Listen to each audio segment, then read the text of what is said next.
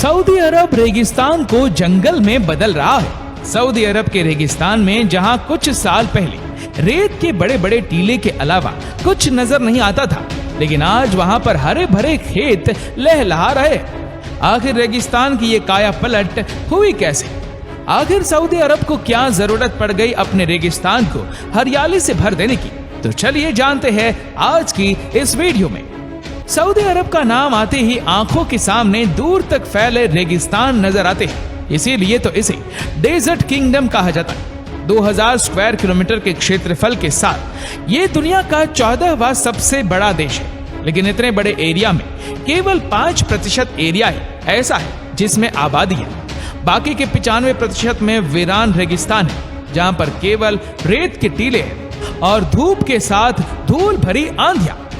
इतने बड़े देश में एक भी बड़ी नदी नहीं बहती जिसमें साल भर पानी भरा रहे। साल भर की बात तो दूर है, 150 मिलीमीटर की बारिश भी नहीं हो पाती, जिस वजह से पीने के पानी की इस देश की सबसे बड़ी समस्या है। जब इस देश की जमीन ने तेल उगलना शुरू किया, तब इस देश की इकोनॉमी रॉकेट की स्पीड से बढ़ी, लेकिन उनकी कुल कमाई का 80% से ज्यादा हिस्सा केवल खाना और पानी में ही चला जाता था। लेकिन सऊदी का केवल 1.5% हिस्सा ही खेती के लिए उपयुक्त था, क्योंकि खेती के लिए जो चीज सबसे ज्यादा जरूरी है वह है पानी। और इतने से एरिया में सिंचाई करने से पूरे देश का 80% से ज्यादा पानी खर्च हो जाता। ऐसे में हरे भरे लहराते खेत इस देश के लिए खूबसूरत सपना ही था। लेकिन अगर आप सऊदी अरब के नक्शे को जरा जूम करके देखेंगे तो आपको वहां खूबसूरत हरे भरे सर्कल दिखेंगे, जिसे देखकर आप सोच में पड़ जाएंगे। आप सोचने लगेंगे कि ये ग्रीन सर्कल्स है क्या? आपको बता दें कि ये सऊदी में विकसित किए गए खेत हैं। जी हाँ, सऊदी के किसान हर तरह के फल, फ्रूट और अनाज की खेती करते हैं।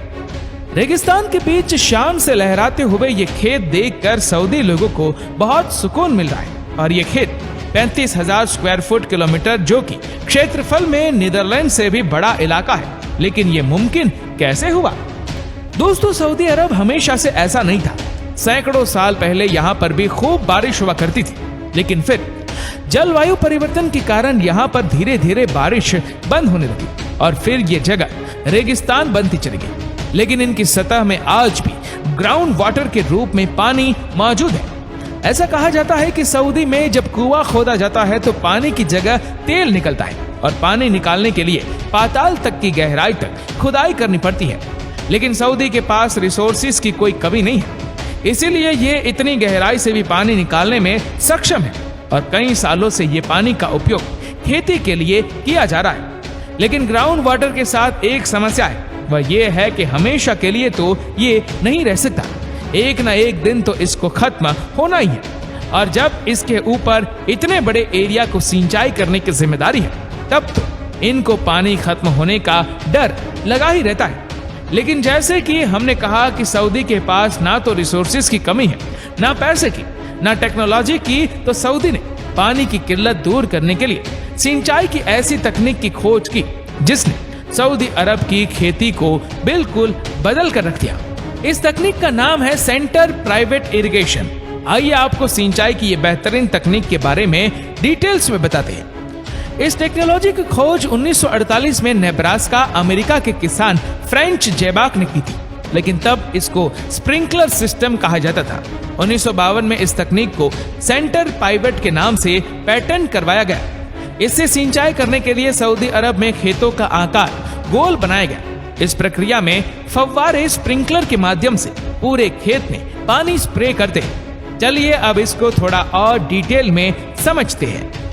सिंचाई की इस विधि में सबसे इंपॉर्टेंट पार्ट एक बड़ा सा गोल पाइप होता है, जो कि पूरे स्प्रिंकलर सिस्टम को सपोर्ट करता है। इसे हम सेंटर पाइवेट इरिगेशन का बैकबोन भी बोल सकते हैं। इस पाइप में इक्वल डिस्टेंस पर 2 नोजल लगे हुए होते हैं, जिससे आसपास के फसल पर पानी छिड़का जाता है। नोजल के साथ जुड़ा पाइप एक समान स्पीड से घूमता रहता है, जिससे कि नोजल से निकला पानी एक समान मात्रा में पूरे खेत में फैल जाए। इस पाइप की मदद से पूरे खेत में एक साथ पानी लिया जा सकता है। नोजल से पानी एक समान मात्रा में निकलता है और वह एक समान तरीके से खेत को कवर करता है। इस वजह से आपको पूरे खेत में अलग अलग से पानी लेने की जरूरत नहीं पड़ती है। इस सिस्टम से 133 से लेकर 160 एकड़ तक के एरिया की सिंचाई की जा सकती है।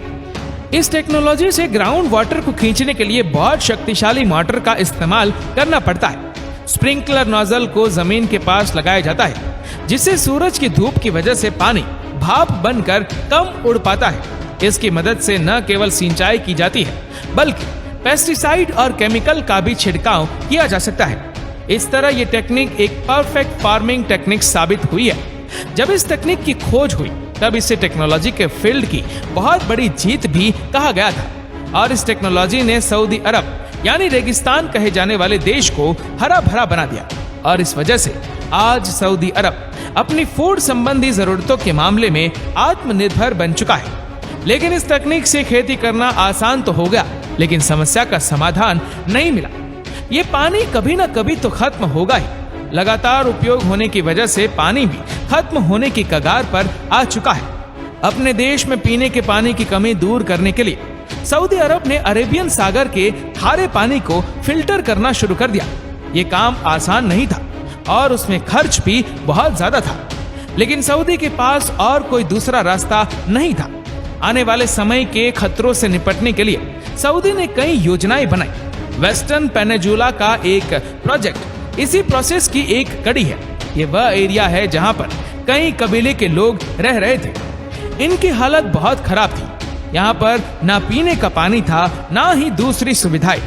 सऊदी के प्रिंस ने जब ये देखा तो यहाँ के विकास के लिए एक नए प्रोजेक्ट की नींव रखी। स्टैनफोर्ड यूनिवर्सिटी के फार्माकल्चरिस्ट स्पेकमैन और मोना हमदी ने इस प्रोजेक्ट के लिए काफी काम किया। स्पेकमैन ने यहाँ के लोगों के बीच बैठकर विकास के ऊपर विचार किया। उन्होंने चेक डैम का निर्माण करवाया, जिसमें उस एरिया में खेती की जा सके और होने वाली बारिश के पानी को स्टोर करने के लिए नए नए प्रोजेक्ट उन्होंने चलाए। उन्होंने पानी के स्ट्रीम फ्लो को भी लागू करवाया, जानवरों और पक्षियों को सुरक्षित रखने के लिए पार्क बनवाए और उन्होंने इस एरिया को हरा भरा बनाने के लिए काफी सारे पेड़ भी लगाए। लेकिन उनका यह प्रयास एक बार में सफल नहीं हुआ। उन्होंने कई सारे प्रोजेक्ट में काफी सारा पैसा खर्च किया, लेकिन बारिश ने उनका साथ नहीं दिया। कम बारिश की वजह से 2016 में इस प्रोजेक्ट को बंद कर दिया गया। लेकिन कहा जाता है कि अच्छी नीयत से किए गए काम का फल जरूर मिलता है। बस ऐसा ही कुछ इस प्रोजेक्ट के साथ भी हुआ। 2018 में हुई जोरदार बारिश ने इस प्रोजेक्ट में फिर से जान फूंक दी और कभी बंजर रेगिस्तान नजर आने वाला ये एरिया भी आज हरे भरे जंगलों से भर चुका है।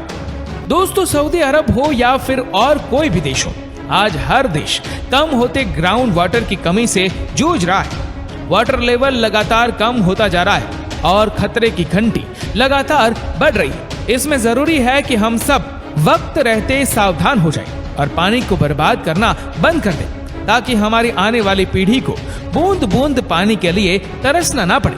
तो दोस्तों, उम्मीद करते हैं कि ये वीडियो आपको पसंद आई होगी। आपको ये वीडियो कैसे लगी नीचे कमेंट करके जरूर बताएगा और अगर आपको ये वीडियो अच्छा लगा हो तो इस वीडियो को लाइक करेगा, शेयर करेगा ज्यादा से ज्यादा लोगों तक और ऐसे ही और भी रोचक जानकारियों के लिए सब्सक्राइब करें हमारे YouTube चैनल को और Facebook पर फॉलो करें हमारे पेज को। धन्यवाद।